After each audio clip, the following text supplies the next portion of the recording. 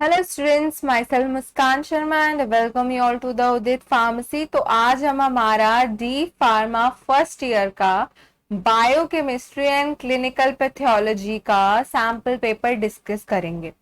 क्योंकि आजकल जैसी सिचुएशन चल रही है उस according most probably maybe आपका पेपर मल्टीपल चॉइस क्वेश्चन फॉर्मेट में हो। मतलब आपको 4 ऑप्शंस दिए जाएंगे, आपको बताना उनमें से कौन सा सही है। तो ऐसे करके आपका सैम्पल पेपर आ सकता है। तो आज हम एक सैम्पल पेपर डिस्कस करेंगे किस किस तरह के आपको क्वेश्चंस आ सकते हैं। ठीक है, तो अगर आपने हमारा चैनल अभी तक सब्सक्राइब नहीं किया तो हमारा चैनल जाके पहले सब्सक्राइब करें। अगर आप टेलीग्राम पे हैं तो हमें उदित फार्मेसी नाम आप सर्च करेंगे तो आपको वहां मिल जाएगा, आप ज्वाइन कर सकते हैं ग्रुप उदित फार्मेसी। अगर आप फेसबुक पे सर्च करेंगे तो भी मिल जाएगा। अगर आप इंस्टाग्राम पे हैं तो जरूर फॉलो कीजिए और ट्विटर पे है तो जरूर फॉलो कीजिए। Okay, so let's start with our first question, that is which of the following deals with the chemical nature, structure and functions of the biomolecules। हमसे पूछा गया क्वेश्चन में कि इनमें से कौन सी ऐसी टर्म है जो कि केमिकल नेचर बताती है, स्ट्रक्चर बताती है और फंक्शन बताती है किसी भी बायोमोलिक्यूल का। ठीक है, तो मतलब कैसे है उसका केमिकल नेचर, कैसा है, किन किन चीजों का बना है, ठीक है, स्ट्रक्चर कैसा है उसका और क्या काम कर रहा है, ये चीजें हमें कौन बताता है। अगर हम बात करें सबसे पहले ऑर्गेनिक केमिस्ट्री, तो ऑर्गेनिक केमिस्ट्री हमारा वो है जो भी हमारे कार्बन से रिलेटेड चीजें आ जाती हैं वो हमारा पार्ट बन जाता है किसका, ऑर्गेनिक केमिस्ट्री का। इनऑर्गेनिक केमिस्ट्री हो गई जी उसका उल्टा, जिसमें हमारे नॉन कार्बन चीजें आती हैं, जब हम उनकी स्टडी करते हैं तो वो हो गया हमारा इनऑर्गेनिक केमिस्ट्री में। क्लिनिकल केमिस्ट्री की बात करें तो क्लिनिकल हो गया कोई भी हमारा बॉडी फ्लूइड है उसकी स्टडी या एनालिसिस, किसी भी तरह का फ्लूइड है उसकी डिस्ट्रीब्यूशन उसकी एनालिसिस आ जाती है क्लिनिकल केमिस्ट्री में। बायोकेमिस्ट्री क्या होता है, बायोकेमिस्ट्री हमारा ये एक ऐसा साइंस है जिसमें हम पढ़ते हैं कि केमिकल नेचर कैसा है, किसी बायोमोलिक्यूल का स्ट्रक्चर कैसा है और फंक्शन कैसा है। तो हमारा करेक्ट आंसर क्या हुआ जी, biochemistry. That means biochemistry deals with chemical nature, structure and functions of the biomolecules. ठीक है, नेक्स्ट हम चलते हैं, हमारा क्वेश्चन है which of the following forms colloidal solution. हमसे पूछा है कि कोलाइडल सोल्यूशन इनमें से कौन बनाता है। ऑप्शंस में दिया गया विटामिन, कार्बोहाइड्रेट, फैट्स या प्रोटीन्स। ठीक है, तो क्या होता है, जो सब्सटेंसेस हमारे, ठीक है, फॉर्म करते हैं क्या, कोलॉइडल सॉल्यूशन, यही बोला है इनमें से कौन सा सब्सटेंस हमारा क्या कर रहा है, कोलॉइडल सॉल्यूशन बनाएगा।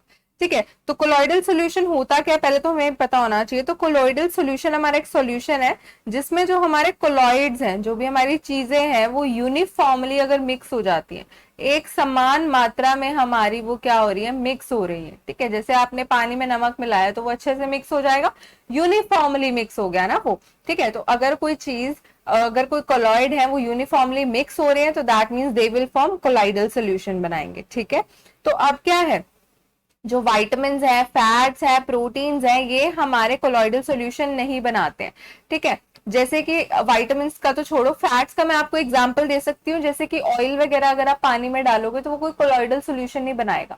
तो इनमें से कौन सा हमारा ऐसी चीज है जो कोलॉइडल सॉल्यूशन बनाएगा, वो है कार्बोहाइड्रेट, या फिर हम सिंपली बोले तो स्टार्च। जो स्टार्च है वो हमारा पानी में यूनिफॉर्मली मिक्स हो जाता है, हेंस वो एबल है हमारा कोलॉइडल सॉल्यूशन बनाने के लिए। ठीक है, नेक्स्ट क्वेश्चन हमें दिया, saponification number is use to identify. हमसे पूछा कि सपोनिफिकेशन नंबर किस लिए हम यूज करते हैं, किसके आइडेंटिफिकेशन के लिए हम यूज करते हैं।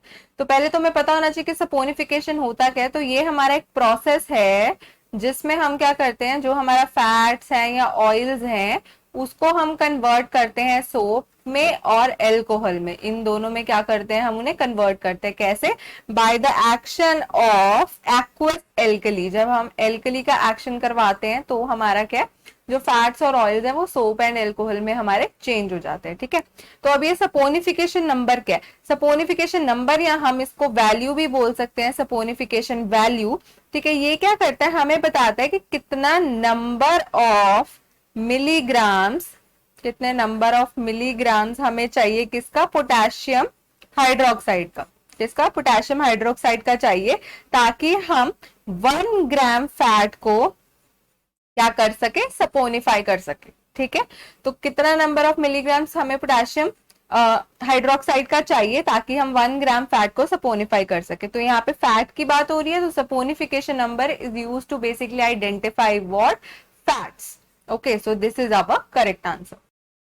अगर यही सब चीजें आपको डिटेल में, सपोनिफिकेशन क्या होता है, कैसे होता है, क्या प्रोसेस है, ये सब चीजें आपको डिटेल में पढ़नी है, तो ये हमारी उदित फार्मेसी ऐप पर क्लासेस अवेलेबल हैं। आप हमारे ऑनलाइन कोर्सेज में एनरोल हो सकते हैं, जिसमें आपको पूरे कोर्स कराए जाएंगे, वीडियो लेक्चर्स प्रोवाइड करे जाएंगे, आपके डाउट सॉल्व करे जाएंगे। ठीक है, तो अगर आपको कोर्स से रिलेटेड कोई भी प्रॉब्लम या क्वेरी है तो आप इस नंबर पे कॉल करके भी अपना डाउट क्लियर कर सकते हैं।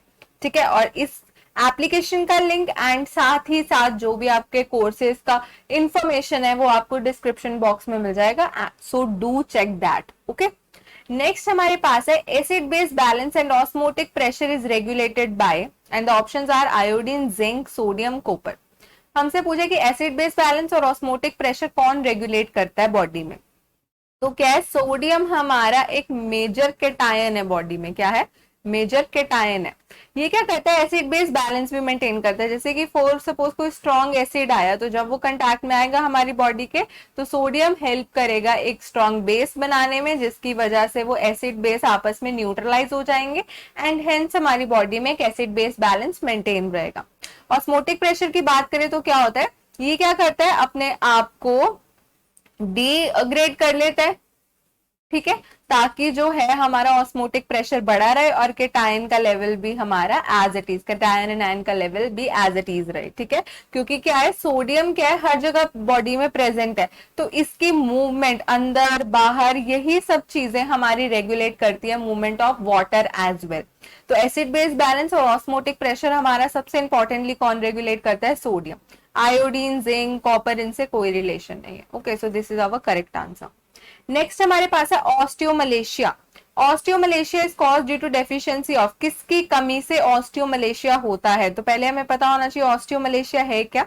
तो ये हमारी मार्क्ड सॉफ्टनिंग है, सॉफ्टनिंग है किसकी, बोन्स की, सॉफ्टनिंग ऑफ बोन्स। जब हमारी बोन्स है सॉफ्ट होती है तो उसको बोलते हैं हम ऑस्टियोमलेशिया। ठीक है, मतलब जब क्या होता है, फॉर सपोज एक बोन है हमारी, जैसे ये बोन है हमारी, ठीक है, ये अगर सॉफ्ट हो गई तो ये लचीली बन जाएगी, हिलने लग जाएगी, तो ये बेंड भी हो जाएगी। क्या हो जाएगी, बेंड भी हो जाएगी। ठीक है, तो ऐसा हमें देखने को मिलता है किन में, जो यंग चिल्ड्रंस हैं, ठीक है, या यंग एडल्ट्स हैं, उनमें हमें देखने को मिलता है। और वो वेट बियर नहीं कर सकते, अगर वेट बियर करेंगे तो उनकी बोन्स और मुड़ती रहेंगी। ठीक है, तो ऐसा किसकी डेफिशिएंसी की वजह से होता है, ऐसा मेन होता है हमारी कैल्शियम की डेफिशिएंसी से।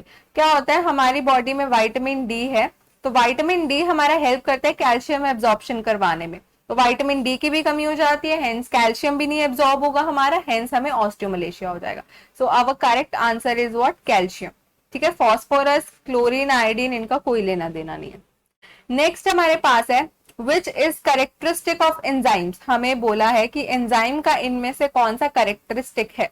तो एंजाइम हमारे पास क्या होते हैं, एंजाइम हमारे पास बेसिकली प्रोटीन्स होते हैं, जिनका काम क्या है, फॉर सपोज ये रिएक्शन चल रही है तो इसको क्या करेंगे, क्विक कर देंगे। क्या करेंगे, क्विक, मतलब जल्दी जल्दी उसको निपटा देंगे उस रिएक्शन को। ठीक है, तो अगर पूछा हमसे इनमें से कौन सा करेक्टरिस्टिक एंजाइम, क्विकन रिएक्शन, तो हाँ जी, क्विकन भी करता है रिएक्शन। स्पेसिफिसिटी, तो स्पेसिफिसिटी भी है, क्योंकि कुछ एंजाइम पर्टिकुलर, ये नहीं है कि आपकी बॉडी में कोई भी रिएक्शन हो तो कोई भी एंजाइम उठा के चल देगी वहां को, ऐसा नहीं होता।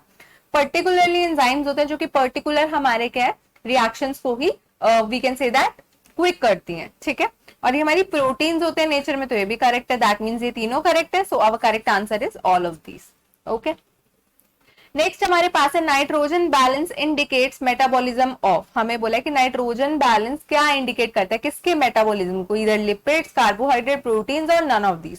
सो we are going to answer it. ठीक है, तो नाइट्रोजन क्या है, अगर नाइट्रोजन की बात करें तो ये हमारा एक फंडामेंटल कंपोनेंट है, किसका, अमाइनो एसिड का। मतलब अमाइनो एसिड का बहुत इंपॉर्टेंट पार्ट है कौन, हमारा नाइट्रोजन। ठीक है, और हमें पता है अमाइनो एसिड किसका पार्ट है, प्रोटीन्स का, क्योंकि प्रोटीन्स हमारे बने कैसे हैं, काफी सारे अमाइनो एसिड्स को जोड़ के। ठीक है, तो अगर हम नाइट्रोजन का इनपुट चेक करेंगे, या कितना गेन हो रहा है या कितना लॉस हो रहा है, ये चीजें चेक करेंगे, तो ये हमें किसका मेटाबॉलिज्म दिखाएंगे, प्रोटीन का मेटाबॉलिज्म दिखाएंगे कि कितना गेन हो रहा है, कितना लॉस हो रहा है, ठीक है। नाइट्रोजन का लेना देना किससे होगा, प्रोटीन से, तो नाइट्रोजन बैलेंस इंडिकेट करेगा मेटाबॉलिज्म ऑफ किसका, protein, so this is our correct answer. Okay, next हमारे पास है blood cell responsible for the transport of oxygen. हमें बोला है कि ऐसे कौन से ब्लड सेल हैं जो कि ऑक्सीजन की ट्रांसपोर्टेशन में हेल्प करते हैं। तो हमें पता है हमारी बॉडी में एक रेड ब्लड सेल होते हैं, कौन से होते हैं, रेड ब्लड सेल्स होते हैं, जिनका दूसरा नाम क्या है, एरिथ्रोसाइट्स। क्या है, एरिथ्रोसाइट्स।